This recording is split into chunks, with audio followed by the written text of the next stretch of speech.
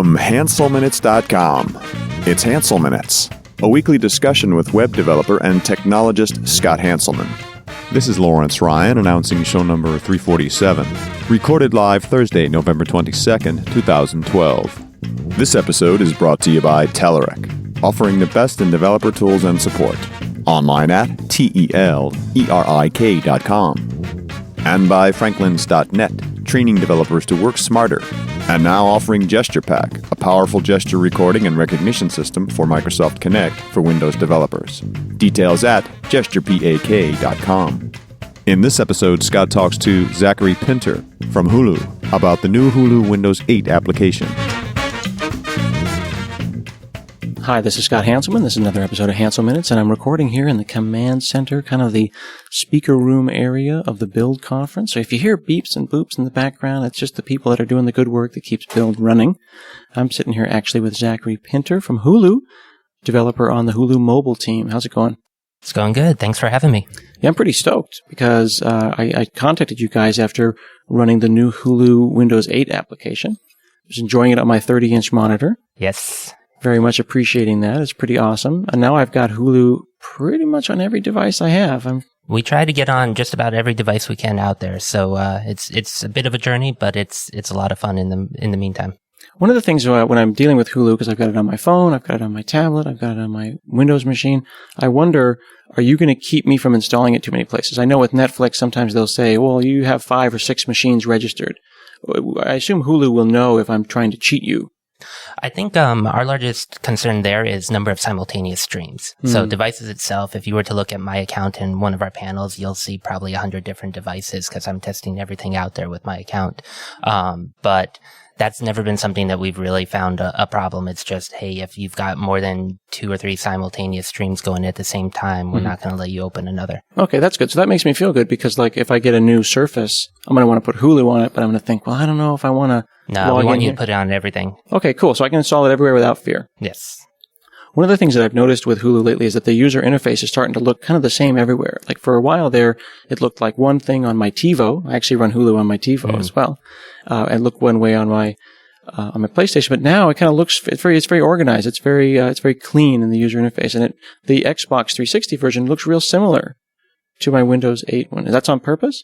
Yeah. So, actually we've had a big push internally. It really culminated with the launch of what we call H2O, our new website design, where we've just got this visual refresh where it's a lot less metadata on the screen, a lot less text on the screen, and a lot more of really pronouncing the assets and the images and the content and making it easier to browse and easier to just, go.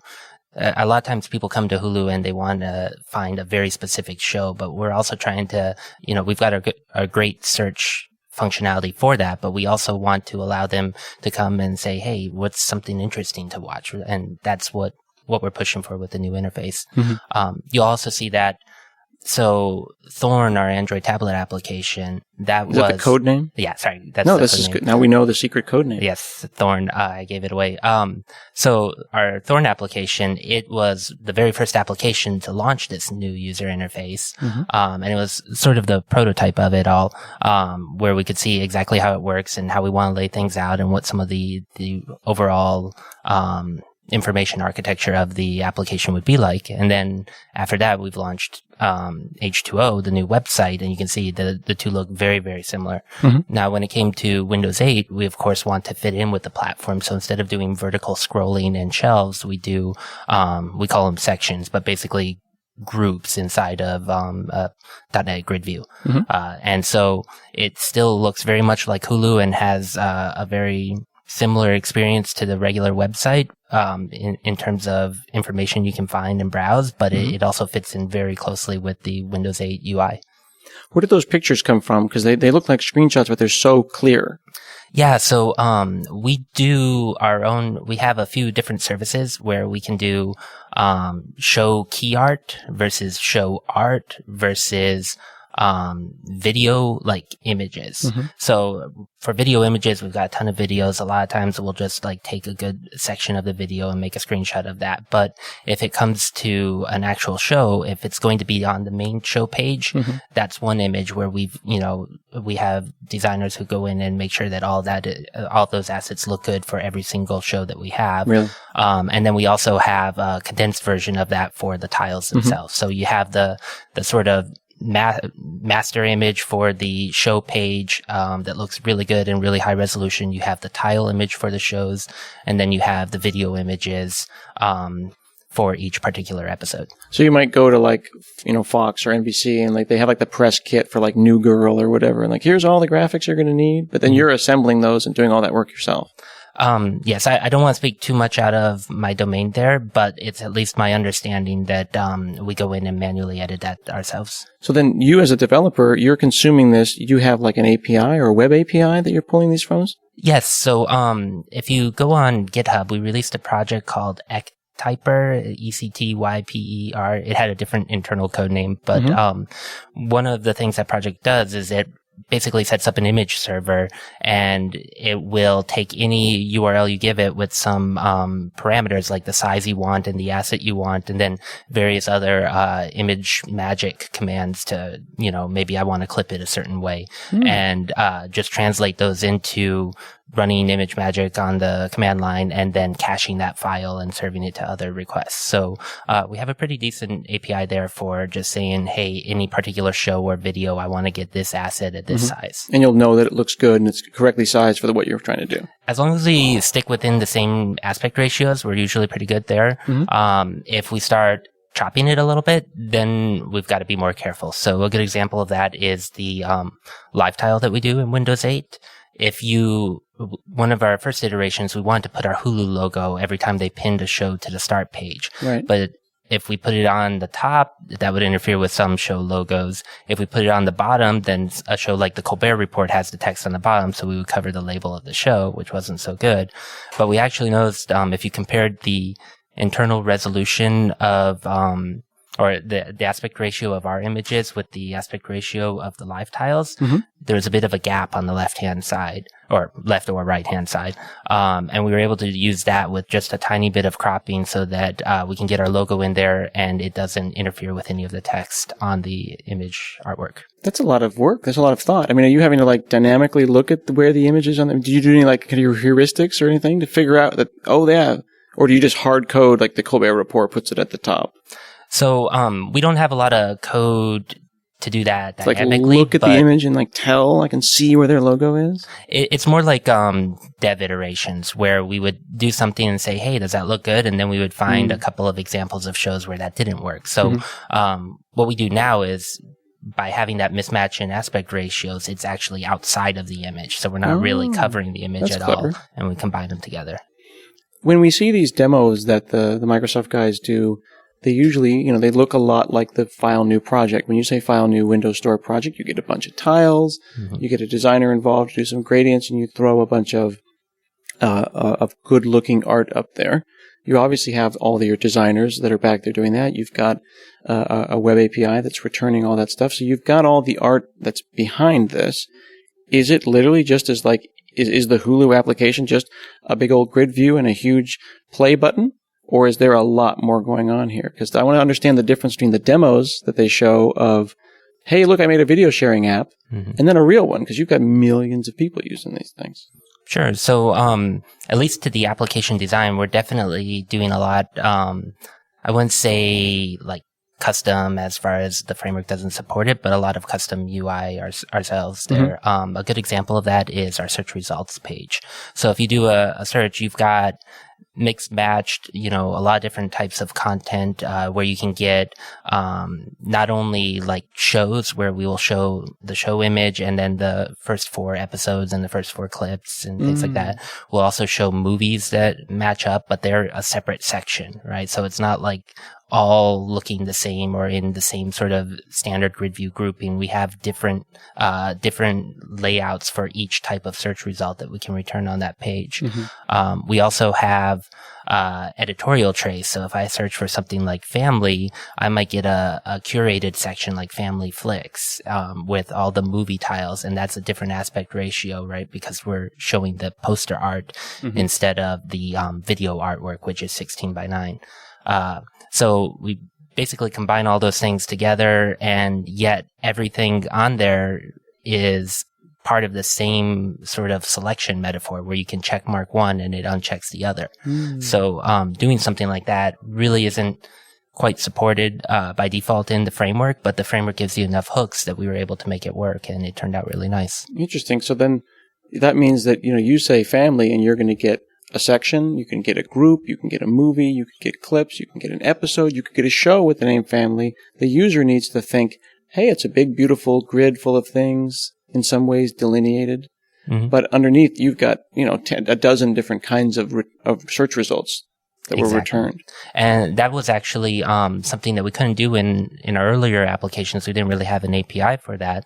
But as part of the H2O launch, our new website, that API was added so that the website could have these really nice and beautiful search results instead of just a grid of tiles. And then come Windows 8, we did a first iteration on it. It was a grid of tiles. It worked, but it wasn't that, wonderful, right? So we went back and rethought about it and thought, hey, we could do something a lot nicer if we use the same API that the site's using now. And through that, that's what we've landed at. I assume at some point, like the very first time that someone thought, let's do a Windows 8 app, somebody did go file new project, store, okay, bound a bunch of images to it and said, yes, here we go. We're on our way. Yeah, definitely. So, we were able to get, some rough versions of the app out there, really quick, like at least internal builds. It was quite nice. And actually, our initial sort of MVP build we had done at least 3 months ago. MVP, minimally viable product. Yeah. And that particular build, it didn't have the nicer search results. It didn't have as nice of a bottom bar, and the top navigation wasn't as fleshed out, and so on. But it did the job, and it looks pretty good. And by having that out early, one, it gave us some breathing room for development time, but two, it let us get preloaded on a variety of vendors. So yeah, we had that first build. It wasn't as fleshed out as we would like the end result to be. It didn't have all the features, but we got pretty far in a short amount of time. So it sounds like the first 80% is really, really fast. And then it's really just tweaking and tweaking. All the refinement. Yeah, I spent days with our design team where one or two of the designers would just come by and sit at my desk and be sort of live coding with me of, hey, can we try that, moving that down a little bit, or can we tweak the opacity here, or we need a shadow on that text. Really just sitting there with you and you're live coding while they're designing. Yeah, and then I had to go in after the fact and clean up my code because I did a bunch of hacks here and there to make sure that I could try it out while the designer But you were able to make those changes. Now, did you do those in the WPF Designer, in Notepad, or in Blend? So I did it in the Visual Studio XAML editor. We don't really use the designer view too much. It's nice, and it makes for a great feature when you match it, but then you have to do more work to set up your sample data sources. And you also have, particularly with an application like Hulu, the majority of our UI is driven server side. So, setting up that sample data source, fetching the correct layout from the server, getting through with all the login stuff. It's not impossible, but it wasn't really worth it for us to be able to drag a grid around. It was easier to just edit that with the code. How many different XAML pages do you have? Because I think that we could agree that Hulu is a competent and reasonably sized app. It's not like immensely complex, but it's also not immensely simple. How many XAML pages are there? So, a little bit of background on that. We don't have, say, a TV page or a movies page or something like that. Our two main pages in the application, maybe we could find a better name for it, but it's horizontal page and expanded page. So horizontal page is the sideways scrolling page where you have like groups of content.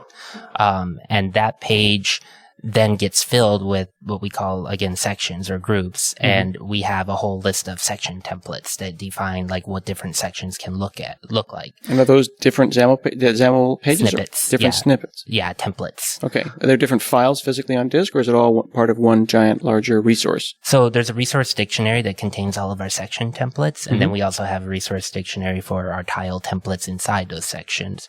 But yeah, so we basically have a collection of Legos, right? And then the server side information architecture, like the way we define how the application is laid out, server side uses those Legos and rearranges them in interesting ways. So we can say, oh, I want a query that shows TV videos by popularity, but I want it, with the standard section layout with the tiles as the first 2 tiles big.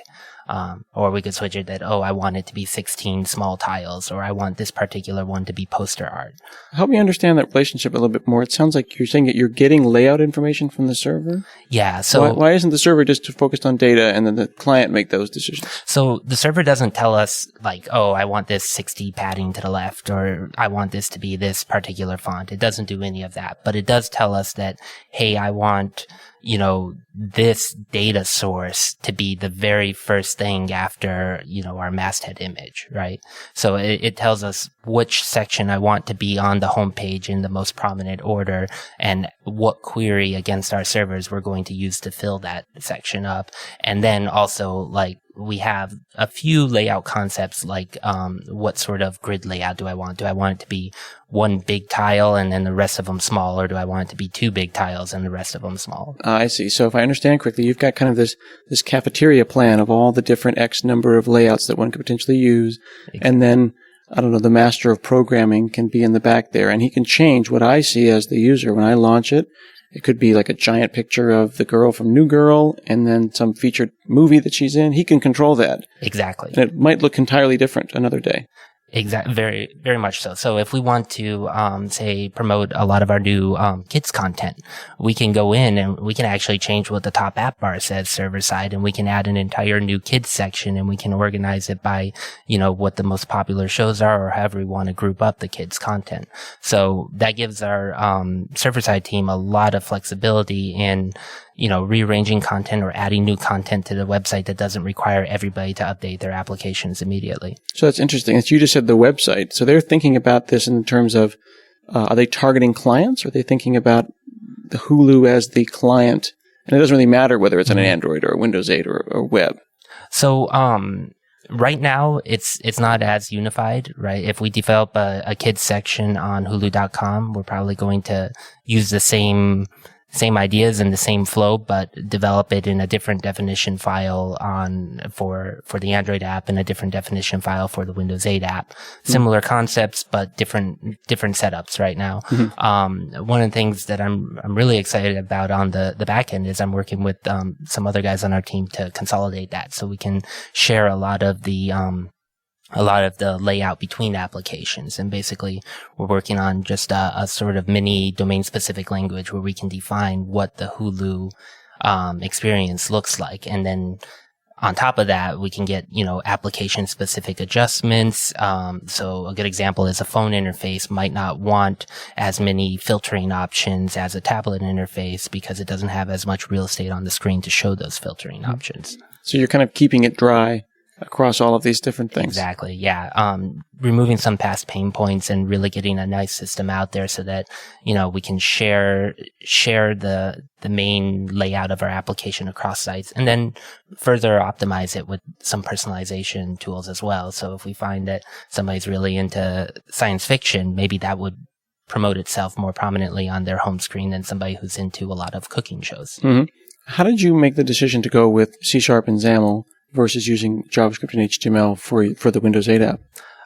So there's, as I understand it, a lot of the benefits of the JavaScript and HTML is that it can bring in outside developers who are maybe familiar with writing basic websites, and, give them a lot of tools that are familiar. But for us, it wouldn't give us much benefit in like code sharing or anything like that. Like, we're not going to share JavaScript files with the main website on that. So we're going to be writing it from from scratch anyways, and we're going to do a lot of heavy work with the media player framework in general. So we would have to do that in probably C# or C++ as well, even if we did the HTML and JavaScript. And then on top of that, I've just had in the past a really good experience with XAML and C# through WPF and Silverlight and Windows Phone 7 at previous companies I've worked at. So I think all of those combined together, we basically had a group consensus that we should do the XAML and C# route. And we've been very happy with it since. Really? Yeah. When you're doing some things at large resolutions, the first thing that I noticed is I have 3 monitors, a 20, 24, and a 30. And as I move around, things resize pretty well. I'm able to actually kind of window and then page up and page down and move Hulu around, which is cool.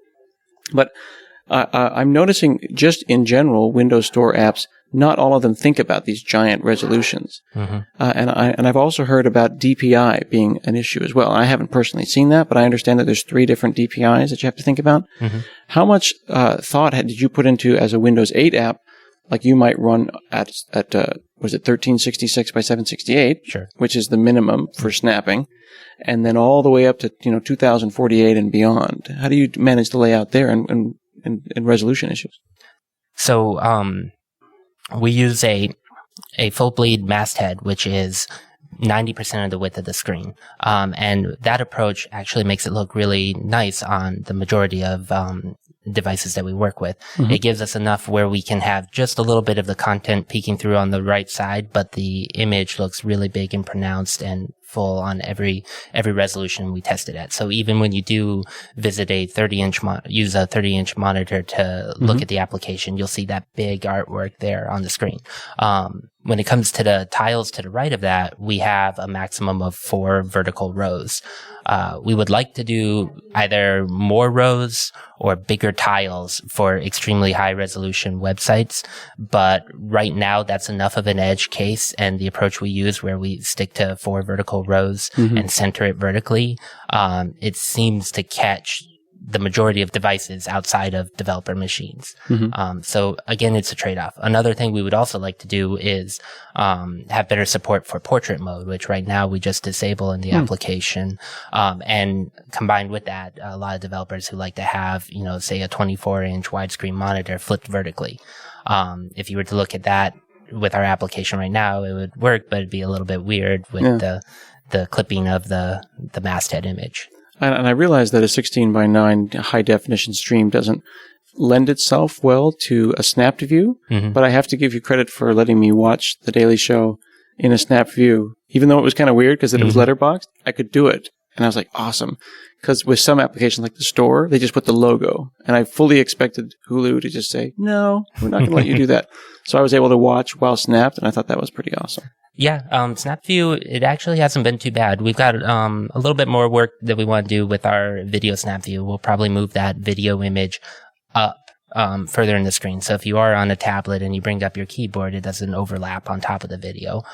So there's a few optimizations we can do there, and we might include some extra metadata, but we're pretty happy with how it turned out, especially for the first release out there. The 30-inch monitor thing brings up some really interesting questions about what the user's expectation is. I have a 30-inch monitor at my desk, so I'll be 2 feet away from it.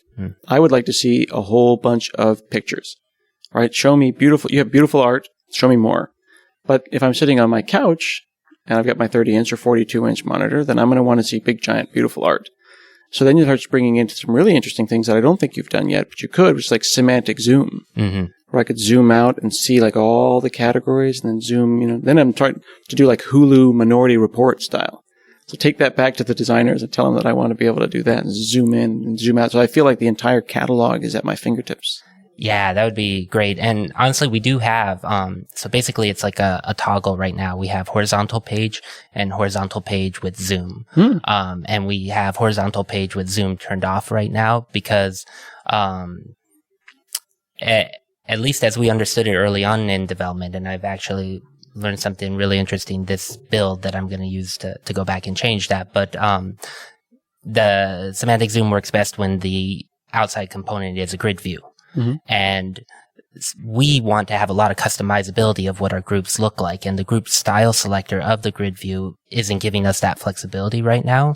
So we played with either having a grid view of grid views where each item, the grid view is just a horizontal stack panel in a virtualized horizontal stack panel, and then each section is what we want is another grid view. But when we did the grid view of grid views, it made one of the problems that's been plaguing us right now is we get a fatal execution engine error in the application where it's just a hard native crash, cryptic error code. The best we can investigate on it is that it looks like maybe there's some native code that's holding a reference to an item that's been garbage collected and gets an event handler and then tries to call it, and that object is no longer there. Weird. So a weird thing there, and at least on the forums that I've read and through our contacts at Microsoft, there's going to be a patch or already has been a patch to address some of those issues. But that particular random exception that just crashed our application, as we were navigating through it or going from page to page, we just randomly get crashes.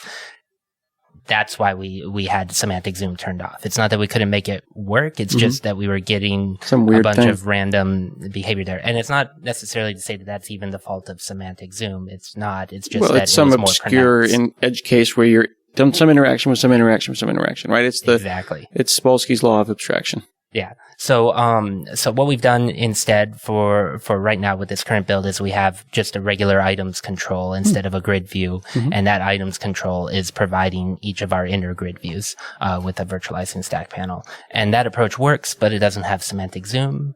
That said, there was a great talk today about the XAML list views, and they showed exactly how to implement the iSemantic zoom info interface, which I had seen before, but there wasn't really a lot of documentation around it early on. So with that in mind, it looks like we can just subclass items control, implement the interface ourselves, and instead of having a grid view of grid views, we have an items control of grid views, and we support semantic zoom. Does stuff like that make coming to things like build worthwhile?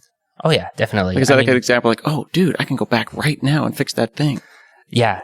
That's, there's been a few situations like that. One that I really loved, and maybe it's just, our fault for not finding the documentation somewhere, but, debug settings and show overdraw heat map. Okay. Right? You can set that in your app.xaml.cs, and it will basically turn all of your UI elements into red boxes and show you how they overlap each other. And the darker the red is, the more the GPU is overdrawing, and that could make your performance sluggish. That sounds awesome. Yeah. That alone has been worth the trip, where we can go in now and we can actually pinpoint a few situations where we're really killing the graphics performance on ARM devices because of that overdraw. Now we know where to find it. That's so cool. Stuff like that has been really good. I do find it's been a little bit hit or miss with the conferences. It's like I either go to one extreme or the other, and finding the spot right in the middle where it's enough technical content that it's useful, but it's not so inner where it's something that I would never use. Right. You it's fun to see Mark Rusinovich debug some crazy internal Windows thing, but how often do you go that deep? Yeah. And so I think with that, either going insanely heavy into the native C++ code, which our application doesn't really use, or being the very light introductory talks about how to use XAML and C#, finding that perfect middle one where it's all the technical content and immediately useful has been a little bit challenging, but we can always go back and view the videos of the highest rated ones, which I think will be good. And we can, also the few classes that we have been to that have really met that mark have been awesome. Just finding that overdraw heat map, I think, will be very valuable. And have you been able to interact with these guys? Are you grabbing the guys and gals that are presenting and then talking to them afterwards to get access to these people? I try to, but all the really good talks are crowded at the end with people waiting in line. And then you don't want to be the guy who's going over some really in-depth thing and getting a lot of back and forth discussion about it while, 10 people are behind you. Get in there and say, just seriously, this is a tip. Can I have a card? Get their alias. Just say, can I have your alias? And then email them. That's a good idea. Just hey, pardon me, I know you got a lot of people who, can I get your alias? They'll tell you their alias, and then boom, now you have their email address, and then you've got that relationship. And they don't mind you asking questions? Dude, they do not. No, seriously. I mean, I was joking with Scott Gu. I was encouraging people, not to email the vice president that, they had, please send me the codes, because he's just going to forward it to me, and then I'm going to forward it to somebody else. But no, seriously, if someone is presenting to you about their feature and they love that feature and that feature is going to help you, or you think that feature could be made better, or there's a problem with that feature, they absolutely want to hear from you. Awesome. So do that. Yeah. Do that. Find Find the heat map person and let's talk to that guy. Sounds good. Very cool. Well, thank you, Zachary Pinter, for talking to me today from Hulu. And everyone can check that out in the store. It's live now. It is. It's out in the store now. Very, very cool. This has been another episode of Hansel Minutes, and we'll see you again next week.